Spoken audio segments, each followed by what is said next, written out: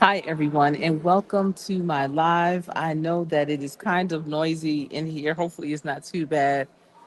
Uh, but today has been a day. I had to travel today, and today was also my aunt's. It was her, um, what do they call it? It wasn't the viewing, it was her ceremony. It was her, they had a really nice service for her. It wasn't a funeral per se, more than a celebration of life. That's what it was. It was a celebration of life. And you know what? With technology, with all these different platforms that are available, I am just so glad that um, they're able to record things like that so that when you are out of town and you cannot make it, you're able to see it live stream. And I need to update this because it's not day 47, it's day 48. Let me do that. I am so tired. I was just like, let me just get on here because I wanted to honor the challenge that I'm doing. Okay, here we go. All right, and I am at day 48 of 90 days going live. And I apologize, I didn't even introduce myself. I'm Coach Sherry, and this channel is about workforce development, career readiness, entrepreneurship, real life, real issues, and real talk. And so, yes, today was a celebration of life for my Aunt Ruth. And if have never known anyone that was genuinely nice and you don't know what that looks like, if you're saying, you know what, everyone that I've ever encountered in my life had some type of tarnish. I mean, nobody is perfect by no means, but if you have not really seen a true blue nice person, I encourage you to look at the celebration of life for my aunt. I do have it posted on my community wall. They have it live streamed on YouTube as well as Facebook and one other platform. And the church that she belonged to and attended in New York, it is on their site. So if you go to my community wall on there, I have it posted, the link, and you can watch it. And it is just amazing. I mean, I wish I was there because I really wanted to say something. I did attend her viewing, which was in Baltimore, Maryland. Um, and it was just wonderful to, see her one last time. A lot of my cousins were there that I had not seen in years, in years and years. So it was like a family reunion, which many funerals and wakes and all those types of things tend to be. And as family, you always say, oh, we can't, let this be the last time until the next time of someone, passing. But we got to look at life as a beautiful thing. And hearing how everyone was talking about my aunt today, I loved it. I loved it because I wanted to say something, if I was able to go. But as you all know, my youngest of three is graduating. And so I'm out of town for her ceremony. And so if I was there, what I would have shared was how when I was a young girl, 9 or 10 years old, and I remember I was a very observant child.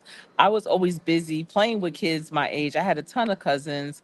We were always busy playing with dolls, being outside, running around, playing hide and seek, jumping double dutch, just doing things that kids do. We were never, when it was all of us together, we never were sitting in front of a television watching TV. Never, never. I cannot recall one TV show that I literally just sat down and talked with not talked, but watched with my cousins because we never did that. We never ever watched TV when we were together. It was all about having fun. And so, oh my goodness. But I still, being in and out of the house, I might have to come into the kitchen to get something, or my mother may have called me in the house for a moment. Whatever the case may be, I was in and out. I wasn't in and out where, they wanted me to be out more than I was in. But when I was in, I was very observant and, would catch bits and pieces of conversations. I wasn't eavesdropping. I wasn't trying to be nosy or anything like that. It just happened to be this way. And I noticed at a very young age, around 9 or 10 years old, I recognized how nice my aunt was, how nice all of my aunts were, actually. But this aunt in particular, I remember her being so nice. And I was thinking to myself, you know what? When I grow up, I want to be nice like her. I want to be nice like Aunt Ruth because she is a really just a nice person. Now, I still have some work to do, but it's still a good goal to have. And I always said that as a child. And this aunt has always made you feel like you were the only one. And hearing the different people talk about their experience with her, it showed that we all had our special times with her, and when she was with you, she was with you. She wasn't with you thinking about somebody else. She wasn't with you thinking about the next thing she has to do. She wasn't with you worrying about what was going on in her life. She was 100% with you. And when you can do that, when you can be 100% with a person, no matter how many people you have to be like that with, but if you can be like that, that's a special gift. That really is a special gift. And we were listening to it while we were driving out of state. And um, I had said, yeah, Aunt Ruth told me well, not the last time I saw her, but a couple of years ago, I had taken my dad up to New York. He wanted to see the leaves turning along the Hudson River. And so if you take the train from up in the Beacon, Peekskill area down to Manhattan, and the train drives along the river, you can see the beautiful trees, and them turning for the fall. And so we went, and my cousin Donna, who is one of my Aunt Ruth's daughters, she took us, and Aunt Ruth was there. And I remember when we got there, Aunt Ruth hugged me and said, "Oh, Sherry, you are my favorite niece." And that made me feel so special. It made me feel so just loved. And I never knew that she felt that way. I knew that she always loved me for sure. But when she said that I was her favorite, that really, that really made my day. And so when we were driving here today, listening to the service, I had said that. I said, she told me I was her favorite niece. And one of my daughters was like, everybody probably thought they were her favorite niece, mom. And I was like, no, no, I know I was her favorite. And so when some of my cousins got up to speak about her, two of them said that they were her favorite nieces. And I was like, wait, no, I was her favorite niece. But Aunt Ruth was really special. I remember when, and I had mentioned this before, during the holidays in my family's business, and how she would cook us food, amazing food to bring, because that was her contribution to the hard work that we were doing. And when my mother was sick and I became her primary caregiver, and that first school year, and everyone knows in my family that I don't cook, don't like to cook, can't cook, all that. She came that first week of school for my kids in that new town, new state, and just to make them feel, just to let them know, like, things have changed, but things still haven't changed with the love that they were going to receive. And she had cooked that whole week for them, for us. And I thought that was just so wonderful. And you would have never known that she had other grandchildren, that she had other things going on. She was there present with us. And I loved her so much more for that.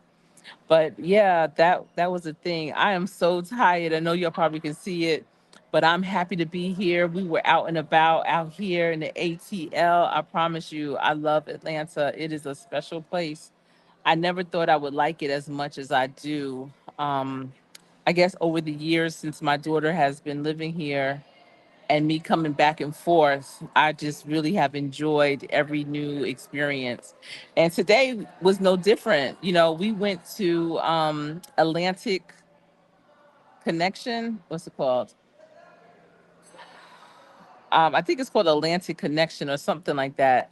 But if you see some of my old videos, I think I may have had a live, definitely a pre-record on Birkdale Village. Birkdale Village is in Huntersville, North Carolina, right outside of Charlotte.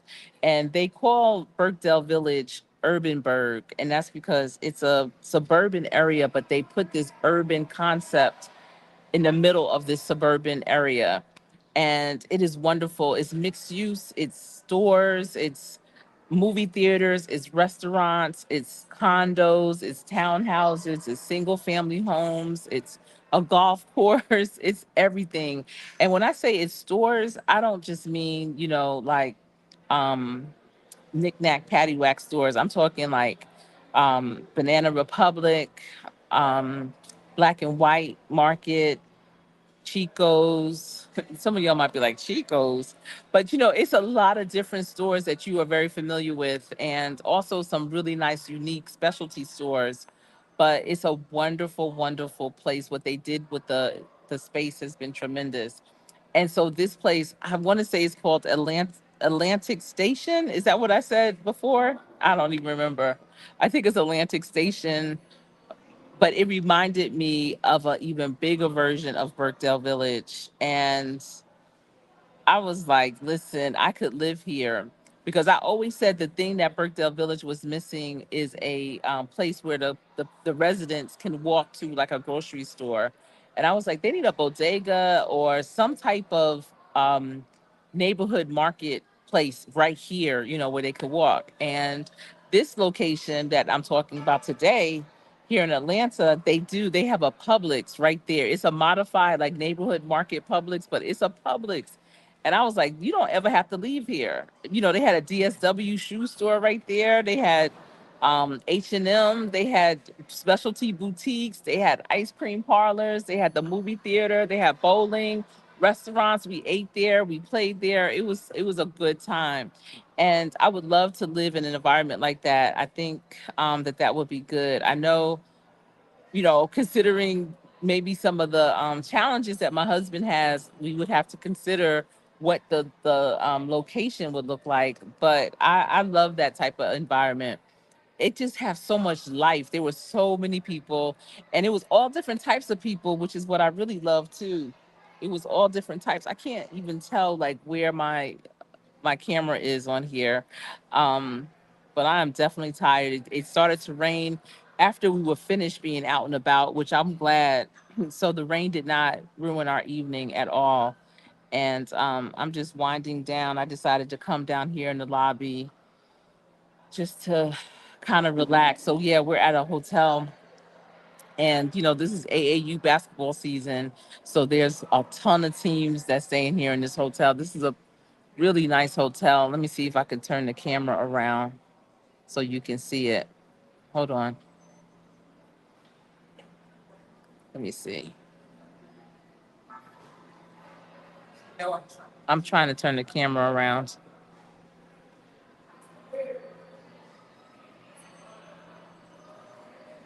All right. Let me see if that'll do it. Because I want you to see the the hotel is really nice. Oh, I don't know if you can see. I thought that sitting in front of here you would be able to see the water thing that they have. It's actually the elevators, and it goes all the way around. But it's a comfortable. I'm sitting on these sofas here, this chair area. All right, I'm gonna change the camera back around.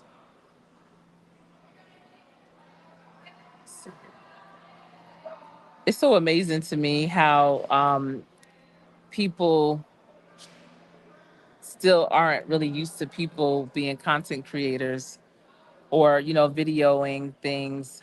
Um, Heck, I could be on a FaceTime call for all they know. I don't know if this is weird if I'm looking like right at myself, kind of. I just feel like I look so tired, because I am. It's been a long day, and we were trying to leave a lot earlier than we did, but I just couldn't do it. Mm-mm. And my husband and my son are driving in tomorrow. Then after the ceremony, we're going to dinner with some dear friends, and Monday is a brunch. It's just a weekend of things, you know. This is the fastest 4 years ever. It's one of those things where, because of COVID, my daughter did consider taking a gap year and doing something else. like getting a different type of experience if she could, but she ended up not doing the gap year, and it's kind of good she didn't, because this 4 years still went by very, very fast. Yeah, I see Auntie Mama's Kitchen is in the building. Hello to you. How are you doing? Oh, you are up early in the morning. Do you do your lives? What time do they typically start? Is it 6 a.m. that your lives start, or a little bit after, or 7 a.m.? I feel like probably when I see them, it's about quarter to seven, 7 o'clock, or something like that. I'm not sure. But Auntie Mama's Kitchen, she, if you are getting ready in the morning, she's a good channel to watch and just to get ready with. She's chilling, drinking her morning coffee. She drinks about, what, 3 to 5 cups of coffee, and just talking about what's going on in her day. Just it's a good vibe, and she has some really good people that come through in the morning. Oh my goodness, 5:30. Mm, that is wonderful. 5:30. That's early, but I get it. I get it. The early bird gets the worm. I always say that. So many people, they drag in late, and they are just like wondering, where's everything at? Where's the food? Where's the people? Sir, ma'am, you're late. So the early bird definitely gets the worm. Yeah. And I'm gonna have to be early tomorrow. The graduation is in the afternoon, but I want to get there really early. I want to have a good seat. With 500 graduates, there's going to be about 6,000 people in attendance, and people are coming from all over the world, all over the world. 7:30, yeah. Um, Sometimes I do training for people that work that type of shift. They work from 7 to 3:30. So if I'm doing a training for them, I usually try to do it, catch them before they start. So I'm usually, when I tell people I'm there at 7, I'm not just arriving at 7. I'm not just setting up at 7. I am presenting at 7 a.m. And that's early, even for people that may be used to that type of shift. And my trainings usually are not boring, but I get it. Maybe, especially one time I did a training, and it was the day after, like, a NBA finals, or a big NBA game, and so a lot of the guys in there were sleepy. But I told them, listen, I'm here too. I'm sleepy too. How would it be if I went to sleep? Nah, we all up. This is your shift. You got to wake up. Forget that. Okay, by 4:30. Thank you. Thank you for the congratulations. Yes. I'm up pretty early in the mornings too. I am. Tomorrow, even though I'm going to get to the ceremony early, I'm asleep until I wake up. I love it when I can sleep until I wake up. And my alarm clock doesn't typically have to wake me up, because I'm able to, I don't know, how your body just knows, like, you need to be up right now, and so it wakes up. But tomorrow I'm asleep pretty late, and then get up and hit it to go. We're not too far from where the ceremony is going to be, so that's a good thing. I think there was a wedding reception, or the people from the wedding are here today, or at this hotel. I'm not sure, but I know that there's a lot of AAU basketball players here for sure. A lot of teams. So a lot of hotels have been booked. I know when we went to Maryland a few weeks ago, not for the ceremony for my aunt, but the week before, we were there when she was in the hospital. And it took my father and I a long time to find a hotel with 2 rooms, because there were so many games going on. Oh, thank you. Yes, we have to struggle with the kids as they struggle in new journeys in life. Yes. I was thinking about that. We have been very, very fortunate, my husband and I. Our children, they're very resilient, and I'm trying to understand, like, why they are so resilient, but they have done, all 3 of them, I'm just so grateful, have done so well. And, as parents, you do have to be there to hold them up, to help them with those bars that they are trying to jump over. And, keeping things steady. That's what it is. It's like so many changes in young people's lives happen. And if your parents aren't steady and sure shot, it really can make things go awry. And I think that's something that my husband and I really were intentional with, and that is being steady, being reliable and predictable for our children, not bringing anything, to them that's going to impact their lives in a negative way, because there's so much negativity out here that our kids can encounter and do encounter. And if they know that at least at home they're safe, then that's a good thing. That's half the battle right there. And I know that our children definitely knew that home was a safe place. That's so important. That's the least you can do, is make home a safe place, a safe and loving place for them, a place where they can be themselves, be true to who they are. They don't have to put up any fronts. They're accepted, and we wanted their expectations for them to be greater than our expectations for them. It's one of those things where, you can want it worse for a person than they want it for themselves. And when that's the case, it never works out. You can see the potential in someone and you try to push them in different directions, like, oh, I know this is be perfect for you. But if they don't believe it's perfect for them, if they aren't ready, if they don't know it's for them, they won't do well. And I think I know with our kids, we did not push them in front of one thing or another. We let them select and choose for themselves. And we would just be like, okay, we're here for the ride. What is this going to look like? I'll never forget when my daughter and I, we came the fall of her senior year to visit the school that she's at right now. And we came to visit. And when you visit schools like that, and they invited her to come and visit, and when you come, they have something for the parents, they have something for the students, and they have things that are combined. So the parents are meeting each other, the students are meeting each other, and no one is committed or confirmed to go to that school. They just have an interest in going to that school.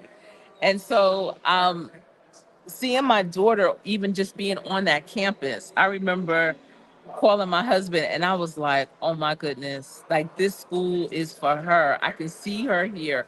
I believe she'll thrive here, but I was like, I don't know if she's going to get in, because I was talking to some of the mothers and they were like, oh yeah, my daughter has a 5.0, a 6.0, she's this and that. And I was like, what? My daughter had like maybe a 3.7, and she didn't do well on the standardized test. She doesn't do that well on the standardized test, but she is very active. She played basketball. She was in amazing organizations. She even raised $20,000 her senior year for this group. It was like her and three other young ladies. They did it wasn't a competition. It was like it was a community service thing, and they set up a pop-up shop for trees and communities and stuff, and they just did phenomenal. And she's always done the marketing for things like that she does. And so she's done some very unique things, and those things were on her resume, they were on her application, and I really believe that's why they wanted her, because this school is the number one private HBCU in the country, and women from all over the world come to this school. But it's challenging to get in because it's a small school. So, there's only 500 in her graduating class, so they're very, very selective. And they want not only the brightest, the smartest, but the most innovative. And I think that's what got her, is her innovation, her creativity. And oh shoot, she fell. I hope she's okay. Oh my goodness. Whew. I'm telling you, if I would have felt like that, I probably would have broke something. They need to help her up. Her people, I'm telling you, ooh. So thank you. Auntie Mama's kitchen. She's still laying there.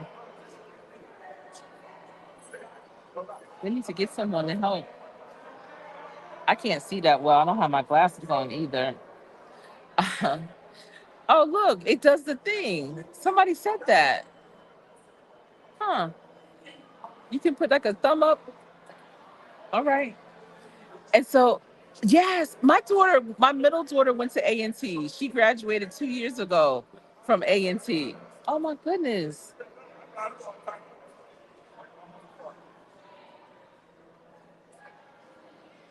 Yeah.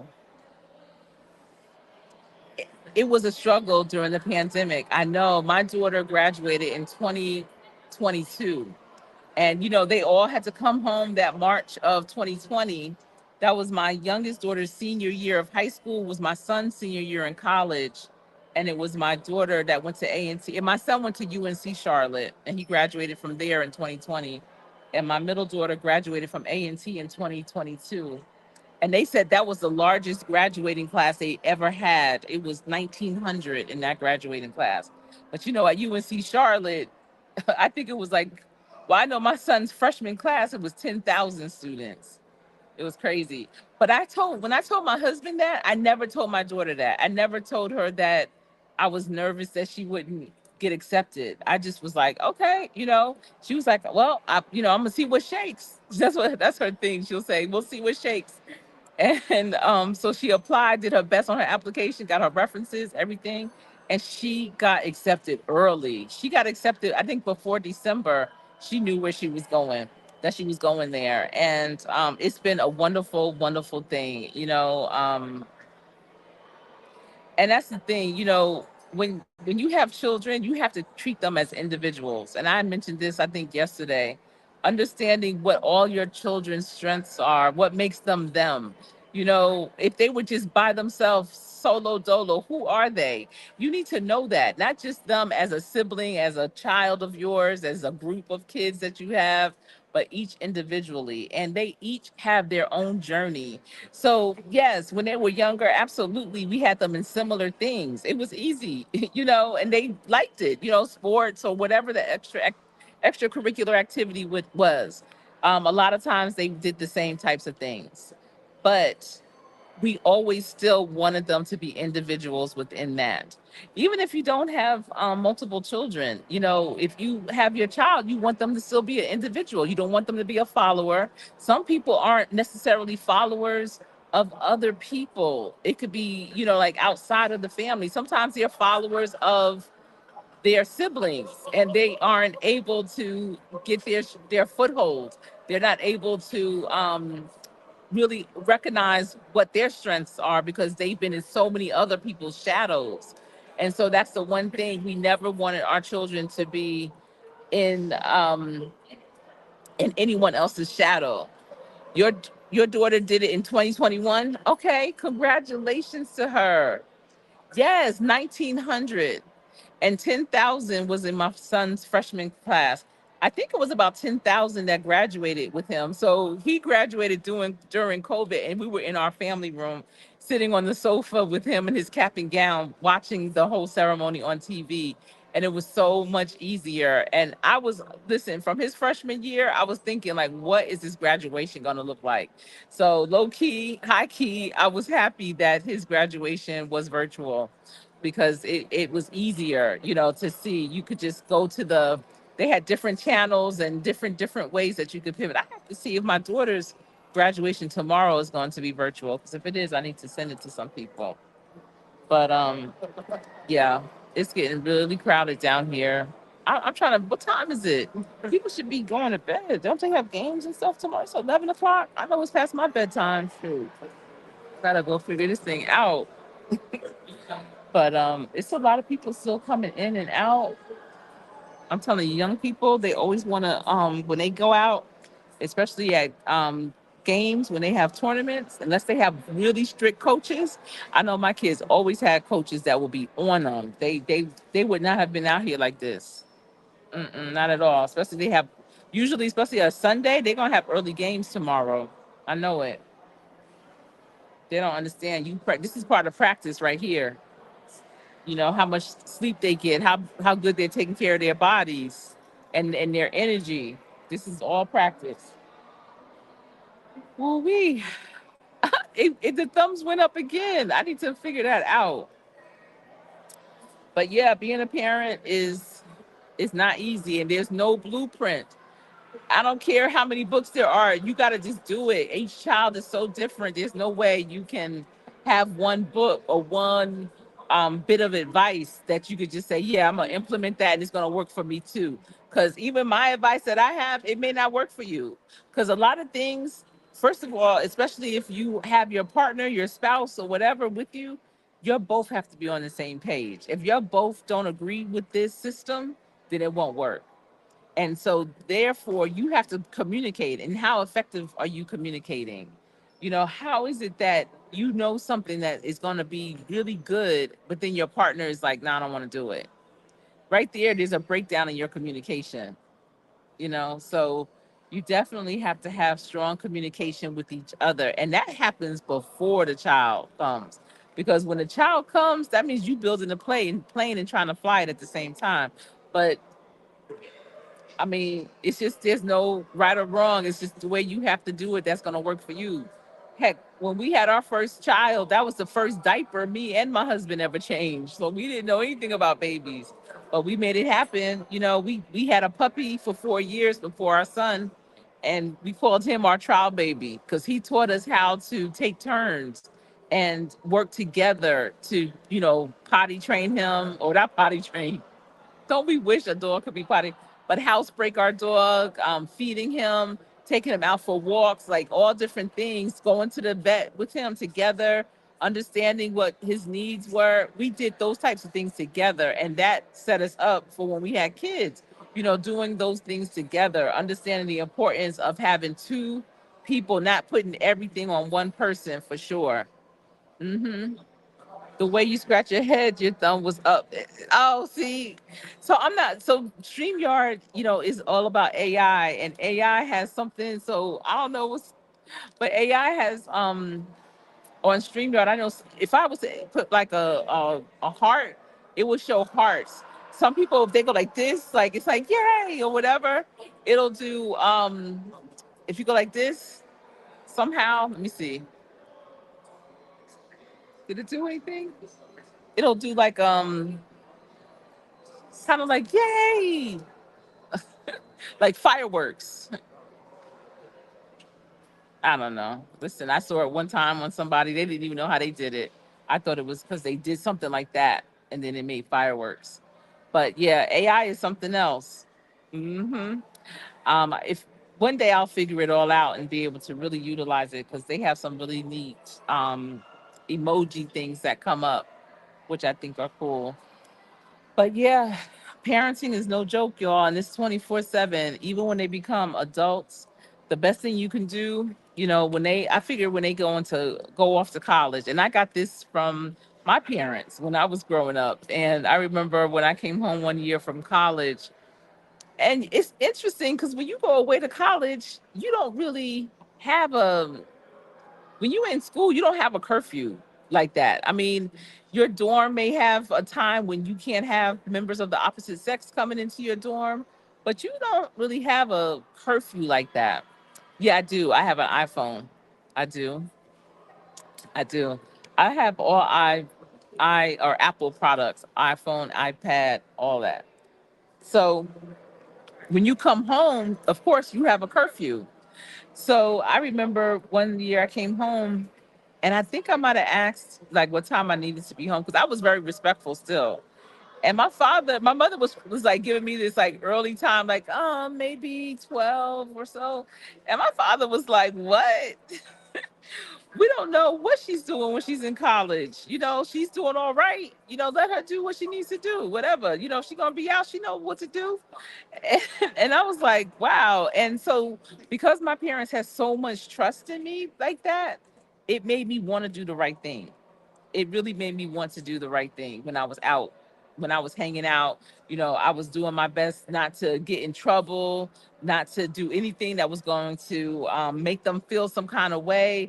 Like, I really worked hard to do my very best because I knew how much they trusted me, and they were proud of me, and so that's how I was with my kids. It was like, that trust. I trust you're going to do the right thing. Your dad and I taught you the right thing, and we prayed for you to do the right thing. And all we could do is pray for your safety. We have more faith than fear. So just go out there and do what you do. So, it was interesting because sometimes, like, especially my girls, they would always say, oh, my roommate's parents call every day, all day. Like, every move they make, they got to call their parents. And if I speak to my kids, heck, if I speak to them twice, three times. If I speak to my kids 3 times a week, that's a lot because I trust that they're doing the right thing for sure. Um, all the time. Okay. So my center child, that's who I'm in constant contact with on a daily basis. But my other two, I know that they're out there living their best life and doing the right thing.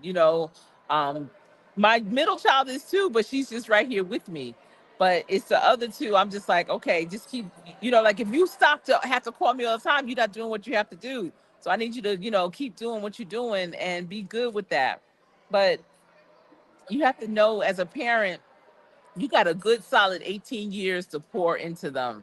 But then even after that, every step that they take is still a conversation, it's still a strategy, it's still them coming to you for advice. So you still have to have that ear. Sometimes it's not even for advice, sometimes they just want to use you as a sounding board because of your maturity, of your wisdom. They know that you're not going to ever steer them wrong. So if your kids are coming to you like that, you need to feel very blessed and fortunate. That means they respect you. They respect your opinion. They know that, that you love them and that you wouldn't take their information that they're sharing with you and go run and tell that. Because there's some parents that you can tell them things, some things that might be going on in your life, and they gonna run and tell that. And then your business is all out there in the street, or they smiling in your face and then behind your back they talking about you, talking about how stupid you are. And you know when people are talking about you, and that does not feel good at all, and it's even worse when it could be your parents. And so you're saying, my husband and I both grew up with single parents, and we tried to be good parents for our daughter to be a difference in her life. Yes. And you know what? I think Auntie Mama's Kitchen, I think you and your husband did more than try. I'm pretty sure that you were good parents for your daughter. And that's the thing, even if you didn't have that immediate example in your life, if, my thing is this, and I always say this: if you know that something in your life was lacking, then you know the right thing to do. It's when you don't know that it's lacking. And that's when you repeat what you just had because you thought it was good. Like, oh, I thought that's the way it's supposed to be. Because, as you go through life, there's certain things that are just common. There's certain things that are hereditary or just part of how you do what you do, and you don't know anything different, so you just keep doing that. But if you were living in a world where you see all different types of family units, of different ways of doing things, some are better ways, some are not better ways, I'm sure even in your single parent homes that you still had love, that you still were your parent did the best they could for you, and you probably knew that. But you also maybe you saw other ways of raising a family, and so you wanted to implement some of those types of strategies too. And that's the thing, when you see those things that you want to implement them, but don't always harbor on what you didn't have, because now you're in a position that you can do even better. And that's what life is about. It's about evolution. I want my children to do even better than what we have done. My husband and I, we try to do better than what our parents did. And that's how you propel your families. That's how you propel life. Yes. Let's see. And you're saying, I'm grateful to God that she is so grounded. We brought her up in the church as we were in there as well. Yes. See, you gave her over to God. God gave her to you and your husband as a gift, the most precious gift that you could ever receive. And you knew bringing her back to the church where it all began is what it needed to be. We are parents, but we're not going to be here forever and a day. And that's something that somebody had said at my aunt's services today. She was like, we have this train that we're on, and we have passengers on our train. And what she was saying is, when life ends for them, they have stops they get off, and they're no longer riding on your train. I've used the analogy of the bus, how everybody can't ride your bus because they're not going in the same direction. But with this train analogy, it was about how in life you have family and friends that are on a train with you, but along the way, some of them fall off because of they pass away. But you remember them, you have those memories. So as parents, we're not going to be here all the days of our children's lives. God willing, in the order that it's supposed to be, we'll leave before them. So they have to know who God is, that He is their Father, that no matter what, He's always with them. When we're not there, He is always there with them. So they are not alone. You are never alone. You don't have to worry because you're never alone. And teaching your child that at an early age, it can help them with anxiety, it can help them with loneliness, it can help them with so many things when they know that they are never alone. Sometimes, because I know I'm never alone, it makes me chuckle. I'll be like, because there's so many people that have this type of fear, this anxiety, this worry, and this feeling of self-doubt. And I'm like, y'all not alone though. God got you. He got you. When your parents don't have you, God got you. And when you could teach a child that, what? That's half the battle right there. That is half the battle. You never have to rely on your own way. You never have to rely on man. That's why man can't really disappoint me, because I'm not relying on him like that. I know that man is not perfect. There's only one that's perfect, and that's God. And He has yet to let me down. If anything, I've let him down. But He's such a forgiving God. He's so forgiving until I know that it's not about me doing the thing that isn't pleasing to Him over and over. No. When I recognize that it's wrong and it's definitely not pleasing, oh, I have the wherewithal to not do it again. And so many people don't. But even if you do, He is a forgiving God. But don't take advantage of that. Do your best in His eyes. We are His testimony as well of what He can do for those that are with Him, that know Him. We are His testimony, and what He does in our lives, that's our testimony. And we have to give credit where credit is due, and it has nothing to do with you or me. It has everything to do with Him. So um I think it's an honor to be a parent. It's something that none of us should take for granted. You know, Wherever babies are considered and where they're going to be distributed, the fact that He selected you, Auntie Mama, and me at some point and said, yeah, yeah, you know what? I'm gonna give this little embryo to Auntie Mama. I'm gonna give this little embryo to Coach Sherry. That's an honor. That's an honor. I'm so grateful. I really am. I am. And I don't keep that gratefulness to myself. I let my children know all the time, you know. And when it comes to the challenges that are out there in the world, I always tell my children, and even though they all may not live at home or anything, but I always tell them, I want you to come home. So no matter where you are, fight to come home. Know that I'm waiting for you. Come home. And that means go to wherever they live. I need you, whatever's going on out there in them streets or whatever, I need you to fight to get through that and come home, because there's always a home. So many people think that they don't have a home. They don't have anyone that loves them or cares enough about them or cares what they do, where they are. But I let my children know at all times, oh, I care where you are. I care what you're doing. I want you to come home and be safe. Yes. Mm-hmm. Mm-hmm. Yes. Yes, Auntie Mama saying, Lord knows I am thankful and grateful. Yes, he do. I'm telling you, I can't thank him enough. And when I hear parents talk about their children, and a lot of things that go on between siblings, that fight, strife, and all that, jealousy. What? Not jealousy. That's so. A lot of that, a parent, that's for a parent to really take over. A parent really can make a difference in the relationship that their children have with each other, and that is first making sure they have a relationship with God, but understanding that there should not be jealousy. When they say we are our brother's keeper, we are our brother's keeper. Our being a sibling, part of a unit in that way, being part of a family, that's your first crew. That's your first team. That's your first understanding of how to work together as one.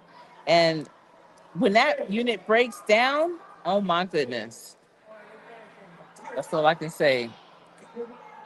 Oh my goodness. So you all, it's a lot of activity going on. I don't know if y'all can hear it. I have my earbuds in, hoping to kind of filter some of the background noise that you may hear. But I appreciate you all for being with me today on day 48 of 90 Going Live Challenge. I am excited. I was looking over some of my videos from the past, and I didn't realize that my Sigma female video had done so well. And I recorded that back in January of 2023, and it got over 6,000 views. And I was like, I don't even know. Well, whenever I don't know, that means it was God. God put that in my heart to do a video on the Sigma female. And apparently it resonated with a lot of people, a lot of people. And I have a lot more to say about that, especially the Sigma female in the workplace, a Sigma female in the relationship. I definitely want to go deeper into that topic. But a lot of things are going to be going on. And I'm just looking forward to sharing it with you. I hope that you all find value in my videos, and I appreciate the ones that have been rocking with me for so long. Auntie Mama is definitely one of them, as well as the new ones that's been rocking with me. I appreciate you. And so Auntie Mama is saying, I thank God she knows who her father up in heaven is, and is a born and rebaptized Christian. Amen. Oh my goodness. Amen. Thank you, Jesus, for that. Thank you. She is covered. She is covered, Auntie Mama. She's going to be good. Wow, she's just a year above my center child. That's amazing. I wonder if they knew each other at A&T. It's a big school. That's the largest HBCU in the country. That's such a good school. But all right, everyone, I will be back tomorrow. I may go live at the graduation. I'm gonna see where I'm sitting and what the vibe is in the audience. But that's my plan, is for my live tomorrow, excuse me, to be at the graduation. But remember, every day practice. Practice so hard that when you get in, you will get in and win that game when you play. Hold on.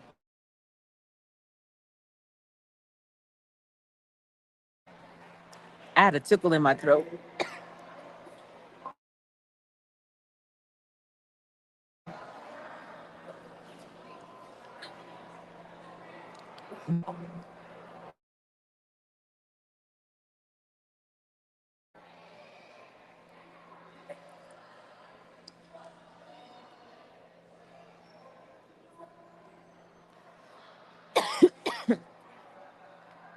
Excuse me.